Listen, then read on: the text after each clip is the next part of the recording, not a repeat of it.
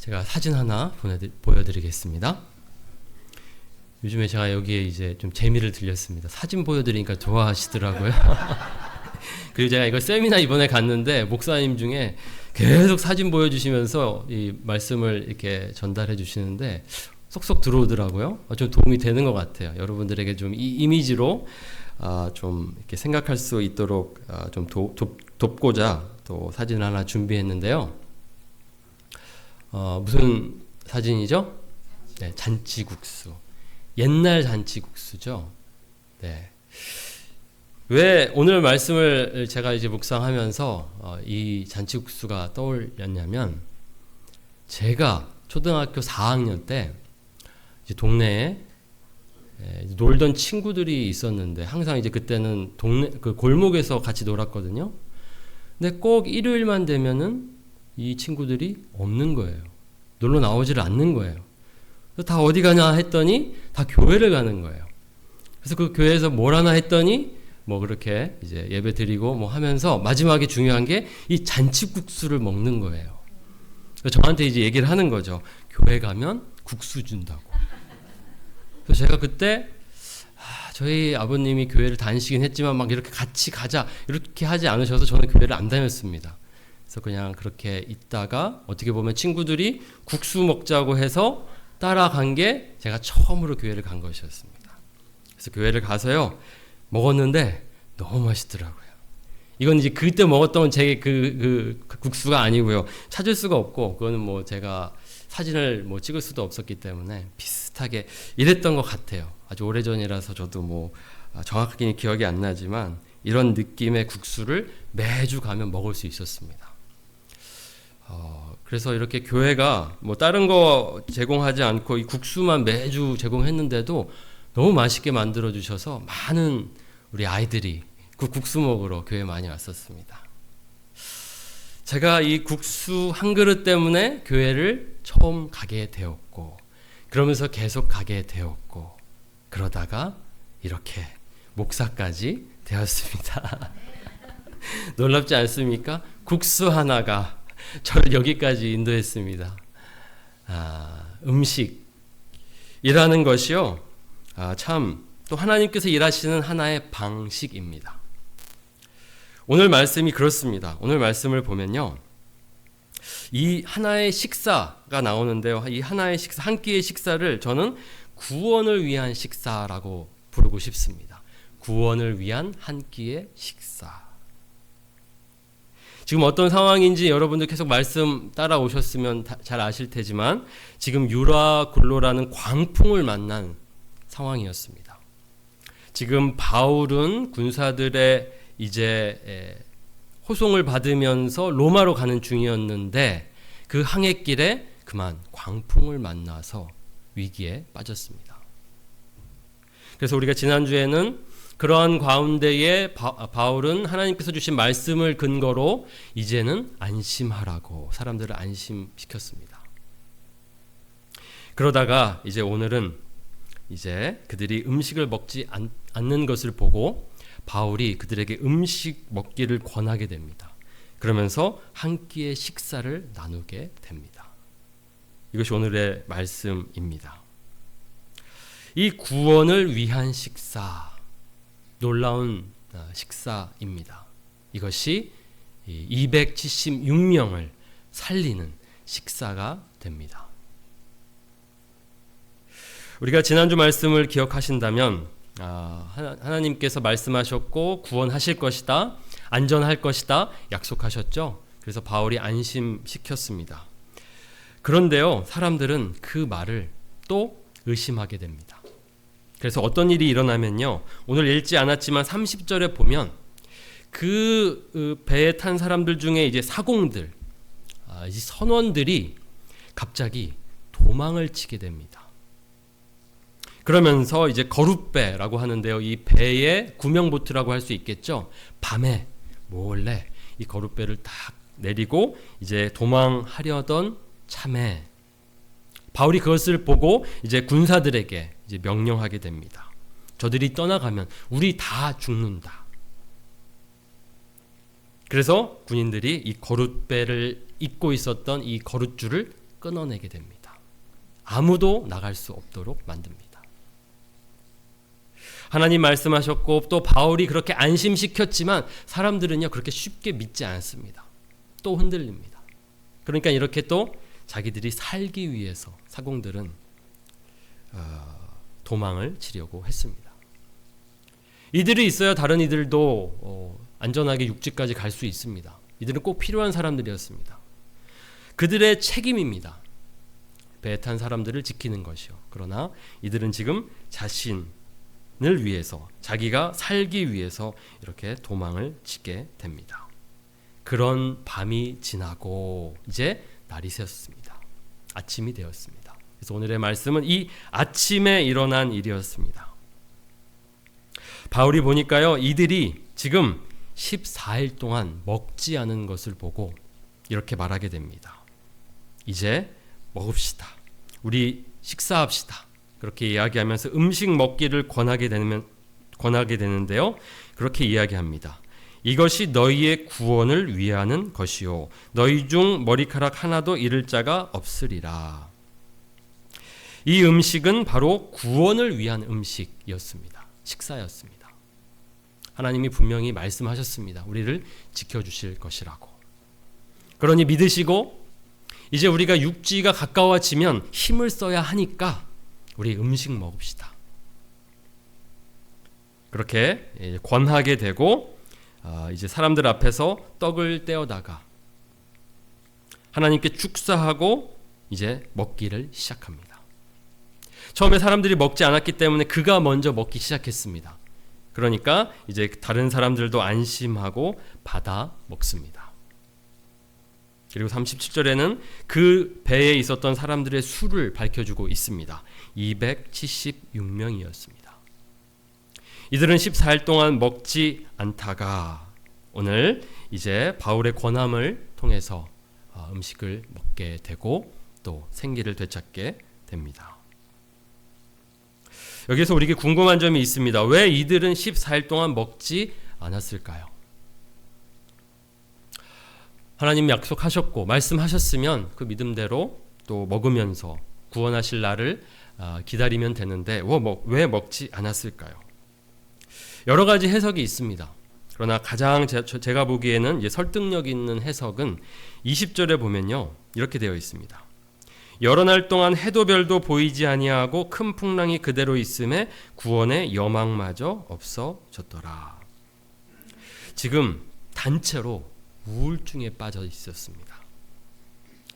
분명 하나님께서 그렇게 말씀해 주셨고 그들을 또 안심시키셨지만 또 바울을 통해서 그렇게 안심하기도 했지만 그들은 다시 또 절망에 빠지고 그렇게 구원의 여망마저 없어진 상태로 실망하게 되었습니다. 혹시 겪어보셨습니까? 여러분들 마음이 어렵고 힘들면 먹고 싶지가 않은 것을 경험해 보셨습니까? 우울할 때 그런 것 같습니다. 우울할 때 또 그것을 풀기 위해서 많이 먹는 사람도 있지만 또 우울할 때 아무것도 먹고 싶지가 않아서 계속 절식이 먹고 싶지 않으니까 안 먹게 되는 것이죠.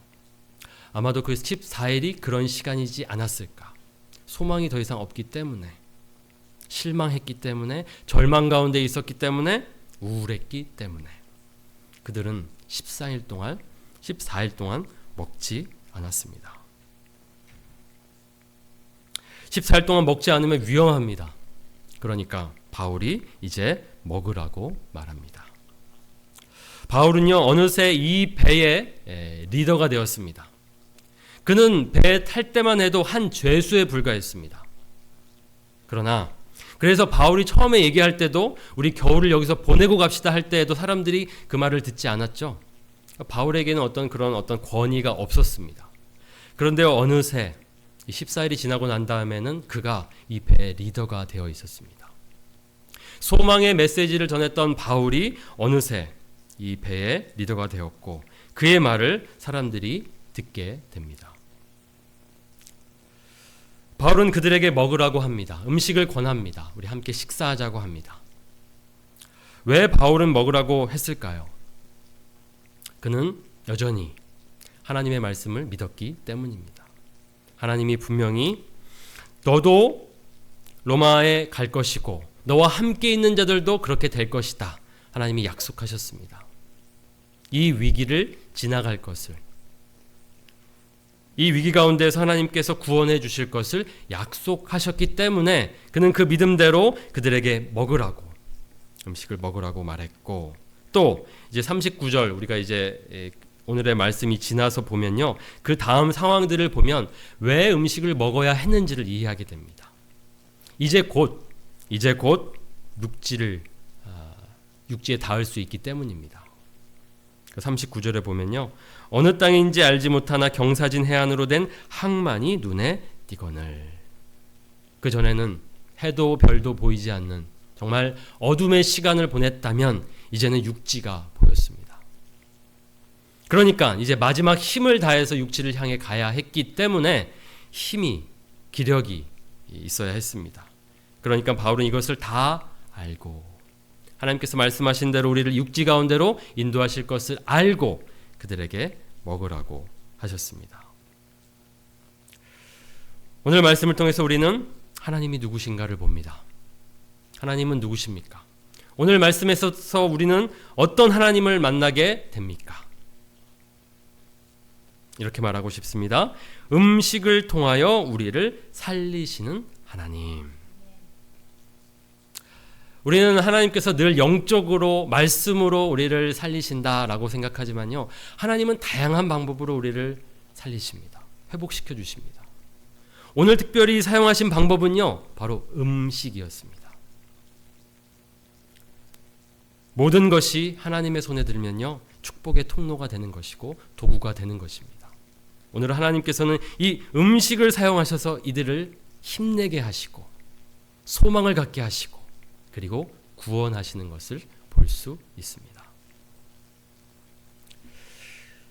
하나님께서 음식을 통해서 많은 이들을 살리십니다. 우리가 그런 하나님을 또 어디서 보냐면요, 선지자 엘리야가 절망 가운데 있을 때에 하나님께서는 그에게 음식을 주십니다. 하나님께서는 딱히 다른 말씀하지 않으시고요, 이 엘리야가 지금 바알 선지자 450명과 싸우고 승리하고 난 후였습니다.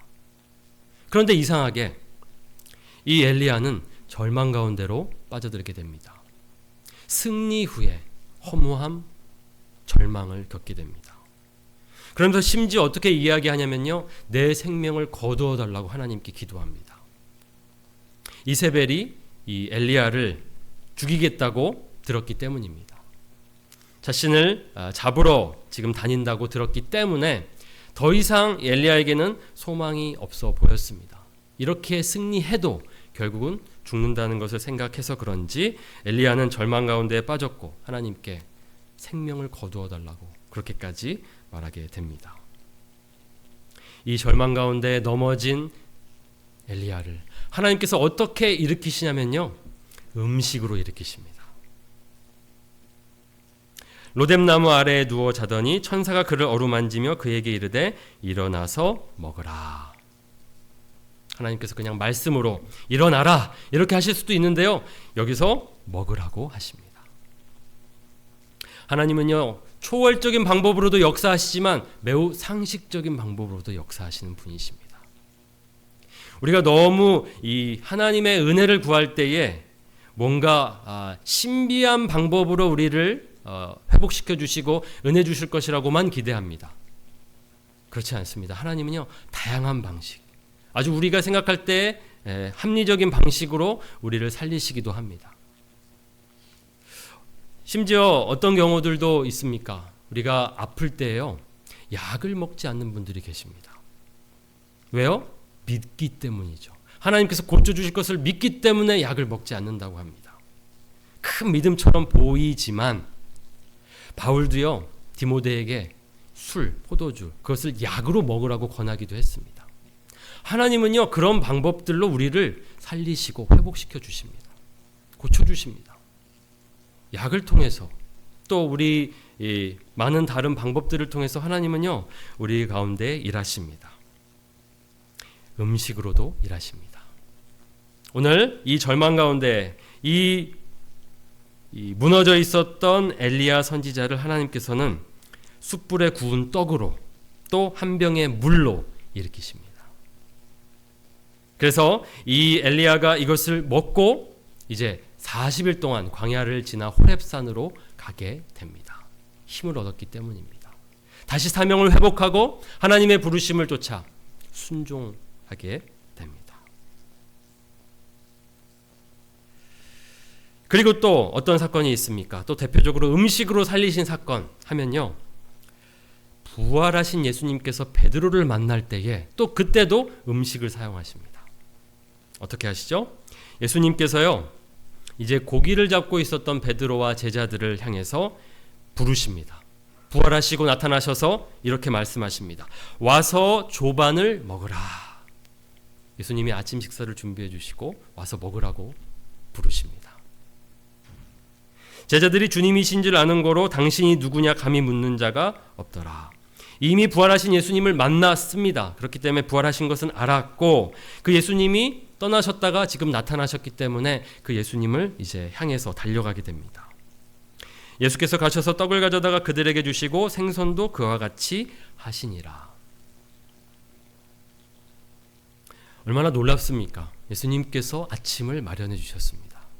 예수님이 만들어 주신 아침 먹고 싶지 않으십니까? 그 아침을 지금 제자들이 먹으면서 이 날에 무슨 일이 일어납니까? 베드로가 회복됩니다. 예수님을 3번 부인했던, 마지막에는 예수님을 저주했던 베드로. 이 베드로는요, 먼저 예수님을, 부활하신 예수님을 만났지만 여전히 그 마음이 회복되지 않았습니다. 자신이 예수님을 배신했다는 그 마음에 스스로 실망하고 낙심 가운데 빠져 있었습니다. 그래서 여기 요한복음 21장에 그들이 고기를 낳고 있었던 것도 어쩌면 이제는 다시 예수님의 제자로 살아갈 수 없을 것처럼 생각했기 때문에 생업으로 돌아간 것이 아닌가, 그렇게 볼 수도 있습니다. 그런데 예수님은요, 베드로를 사랑하셨고 베드로가 다시 제자로서 일어서기를 원하셨기 때문에 지금 찾아오셨습니다. 이날에 예수님께서 오신 목적은 딱 하나였습니다. 베드로를 회복시키시는 것이었습니다. 그 회복의 과정 속에 음식이 사용되고 있습니다. 하나님이 엘리야 선지자를 일으키실 때도 음식 사용하셨죠. 베드로를 일으키실 때, 베드로를 회복시키실 때 음식을 사용하셨습니다. 이렇게 음식은요, 놀랍게 하나님의 일을 하게 됩니다. 우리 초대교회를 보면요, 음식을 나눴습니다. 사도행전 2장 46절 말씀입니다. 날마다 마음을 같이하여 성전에 모이기를 힘쓰고 집에서 떡을 떼며 기쁨과 순전한 마음으로 음식을 먹고. 교회는요, 처음부터 이렇게 음식을 나누고 같이 먹고 지냈습니다. 오늘 우리 교회에서도 그렇기 때문에 이 본을 따라서 하고 있는 것이죠. 같이 식사하고 삶을 나누고 그렇게 교제합니다. 왜 그렇게 음식 먹는 것이 중요할까요? 음식 준비하는 게 참 어렵습니다. 그렇죠? 기쁨으로 하실 때도 있지만 때로는 좀 지칩니다. 그러다 보면 이런 이야기가 나옵니다. 이제 더 이상 하지 맙시다. 많은 교회들이 그 고민합니다. 제가 잘 알고 있고, 미국 교회 이제 예를 들면서 미국 교회 밥 안 먹지 않습니까? 그렇게 하죠. 근데 우리 한국 교회는요, 매우 단순하게 순종합니다. 그렇죠? 예전에 그렇게 했으면 그냥 하는 겁니다. 그래서 아주 초창기 우리 한국 교회는 처음부터 이렇게 같이 음식 먹는 걸 굉장히 중요하게 생각했습니다. 이것이 한국 문화이기도 하죠. 먹는다는 거, 같이 먹는다는 거. 우리가 가족이라고도 하지만 우리가 또 다른 표현으로 식구라고도 합니다. 그렇죠? 먹을 식, 입구. 가족이 무엇이냐? 가족이 누구냐? 같이 먹는 사람들이 식구, 가족입니다. 아무하고나 같이 식사하는 것이 아닙니다. 소중한 사람들과, 내가 가족이라 여기는 사람들과 같이 식사하는 것이죠. 하나님을 아버지라 부르는 하나님의 자녀들이 모였을 때에 교회가 되었습니다. 그러니까 이 교회는요, 어떤 의미에서는 가족 공동체인 것이죠. 한 아버지를 모시는 하나님의 가족 공동체입니다.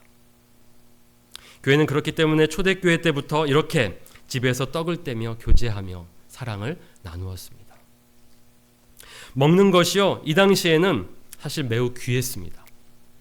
그 당시 이 초대교회 성도들 대부분이 빈민에 해당되었습니다. 당시 이 좀 부유한 사람들은 아주 적은 사람들이었고 대부분의 사람들이 다 빈민층이었습니다. 그런 사람들이 모여서 교회를 이루었으니 대부분이 가난한 사람들이었겠죠. 그러니까 조금 더 있는 사람들이 음식을 만들어서 제공했던 것입니다. 그렇기 때문에 이것은 그냥 이렇게 나누는 식사가 아니었고 어찌 보면은 그들에게는 그 하루의 양식이 되었을 것입니다.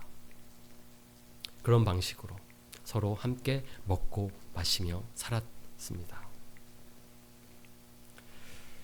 이렇게 성경은요, 먹는 것을 중요하게 여깁니다. 먹는 것이 뭐가 그렇게 중요합니까? 중요합니다. 여러분들 꼭 기억하시기 바랍니다.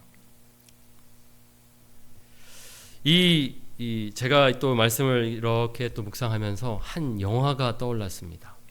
여러분들 웰컴 투 동막골이라는 영화 혹시 보셨습니까? 네, 예전에 꽤 오래 벌써 지난 것 같은데요. 아주 이렇게 좀 재밌는 영화였고요. 또 아주 거기에 또 명대사들이 참 많은데요. 이 북한군 그리고 이제 이 한국군 거기다가 이제 미군까지 해서 갑자기 6.25 전쟁 가운데 이 전쟁 한복판에서 한 동막골이라는 곳에 모이게 됩니다. 불시착하고 잠시 길을 잃어서 그곳에 모이게 되면서 이제 해프닝이 생기게 됩니다. 서로를 적으로 여기며 대치하다가 결국에는 이제 이 마을의 한 이 식구가 되어서 같이 밥을 먹으며 지내게 됩니다. 근데 여기 이 북한군 장교가 여기 나오는데요. 이 장교가 보니까 이 마을을 이끄는 이 촌장이 보니까 아주 나이도 많고 또 이렇게 몸도 왜소하고 보니까 소리도 별로 크게 안 지르고 이렇게 목소리도 크지 않았던 것이죠. 그런데 모든 것이 너무나도 순조롭게 그 마을이 돌아가는 것을 보면서 대체 당신의 그 지도력은, 여기서 영도력이라고 표현하고 있죠. 영도력의 비결이 뭡니까? 이렇게 물어봅니다. 그러니까 뭐라고 대답하죠? 뭐라고 한 것 같습니까? 뭐를 많이 먹여야 합니다. 이 느낌을 제가 못 살리겠습니다. 뭐를 많이 먹여야지 뭐 이렇게 대사가 나오는데요. 다른 게 아니라 많이 먹이는 것 이었습니다.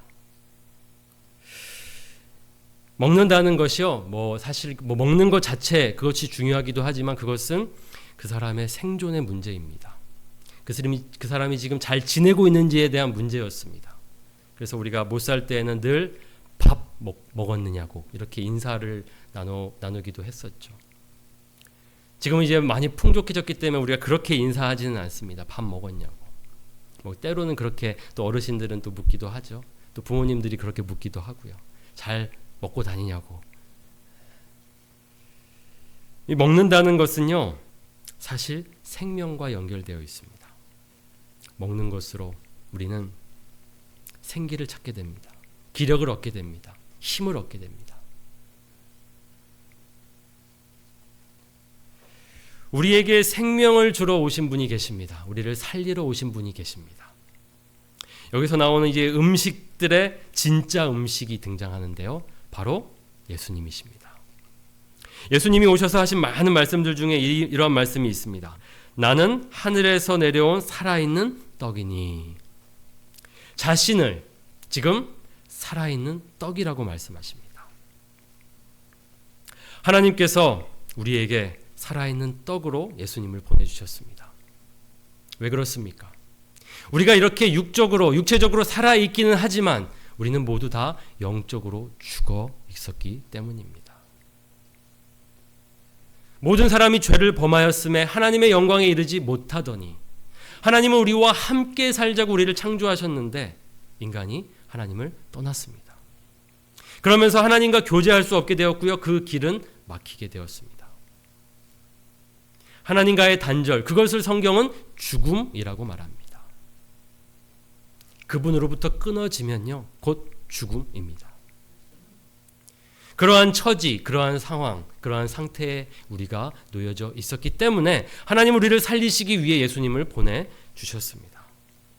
바로 생명의 떡으로 우리에게 보내주셨고, 그래서 예수님께서는 나를 먹으라, 내 살을 먹으라, 그렇게 말씀하십니다. 이 당시 말씀하실 때 사람들은요, 이 말을 이해하지 못했습니다. 내 살을 먹으라? 예수님 이상한 말씀을 하시네. 제자들조차도 여기에서 혼란을 겪게 됩니다. 이것은 예수님께서 오병이어 기적을 일으키신 다음에 하신 말씀이었거든요. 오병이어 기적 때문에 많은 사람들이 예수님께 몰려들고 예수님을 왕으로 모시려고 했습니다. 그런데 예수님이 그때 이 말씀을 하시니까 어떻게 되었죠? 다 떠나가게 됩니다. 예수님이 메시아인 줄 알았는데 이상하다.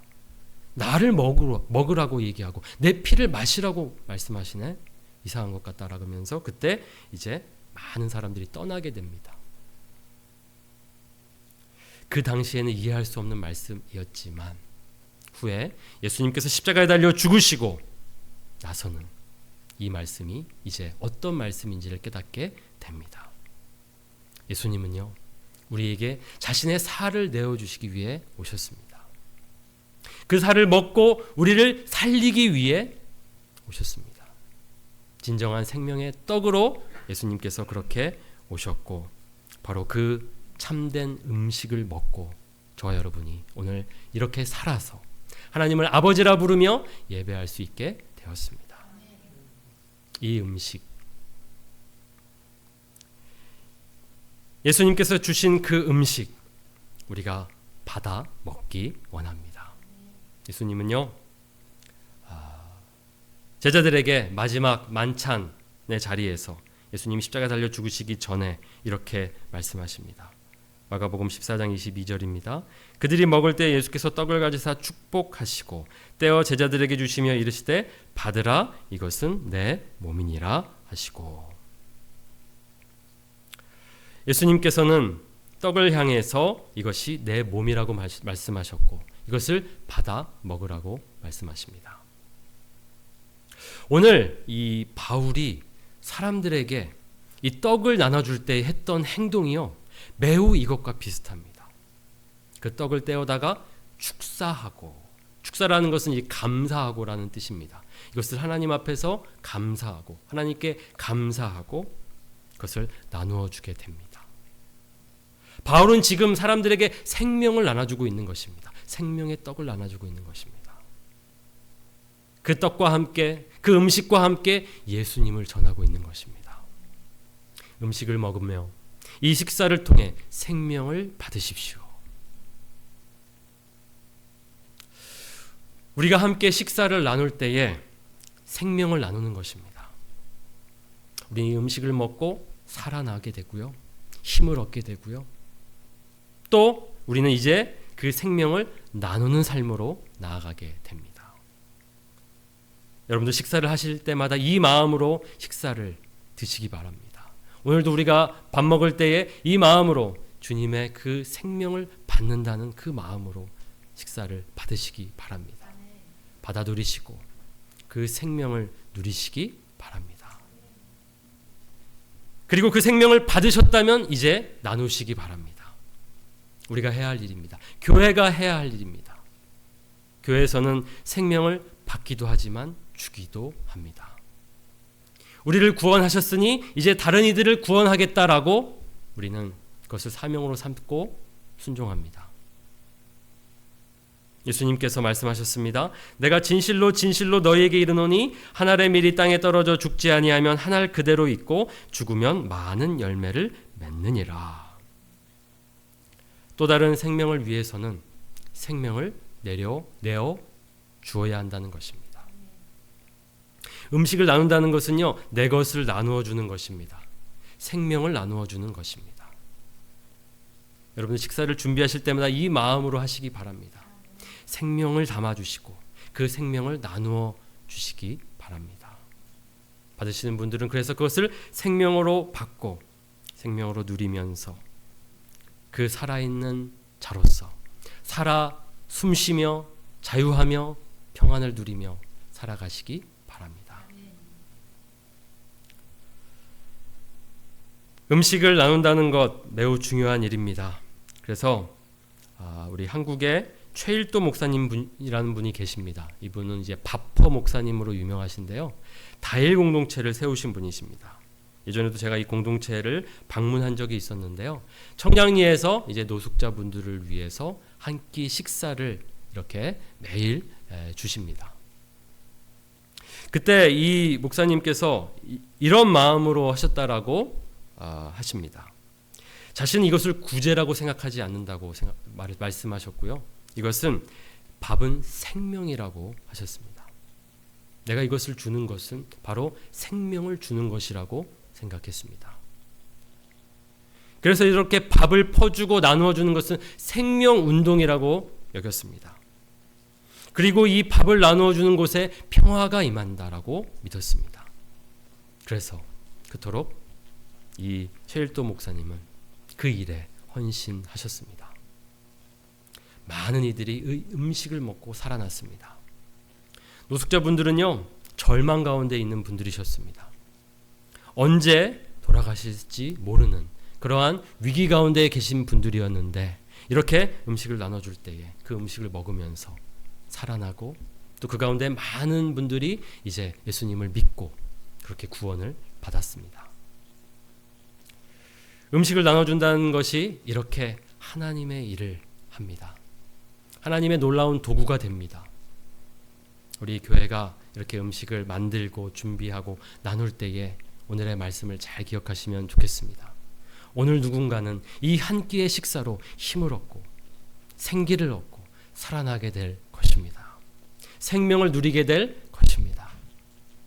그리고 그 살아난 자들이 또 다른 이들을 살리게 될 것입니다.